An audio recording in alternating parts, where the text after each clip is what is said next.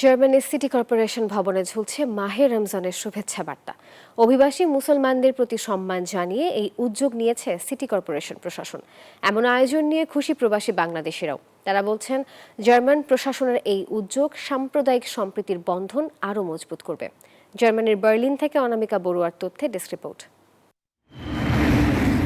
পবিত্র মাহে রমজানের তাৎপর্য সবার মাঝে ছড়িয়ে দিতে জার্মানির বার্লিনের সরকারি ভবনে প্রথমবারের মতো রমজানের শুভেচ্ছা লেখা একটি নিয়ন সাইন টাঙিয়েছে সিটি কর্পোরেশন প্রশাসন।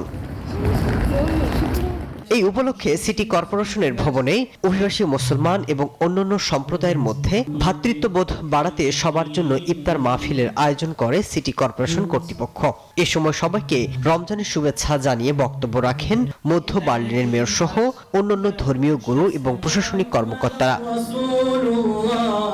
রাজধানী বার্লিনের সিটি কর্পোরেশনের ভবনে প্রথমবারের মতো মাহে রমজানের শুভেচ্ছা লেখা নিয়ন সাইন দেখে খুশি প্রবাসী বাংলাদেশিরাও। ভবিষ্যতেও যেন প্রশাসন আমাদের এই ভাবে উৎসাহিত করে। মাহে রমজান উপলক্ষে বাংলাদেশ বার্লিন কমিউনিটির পক্ষ থেকে সবাইকে শুভেচ্ছা। এ সময় সকল ধর্মের মানুষের মধ্যে সম্প্রীতির সমাজ গড়তে সবাইকে এগিয়ে আসার আহ্বান জানানো হয়।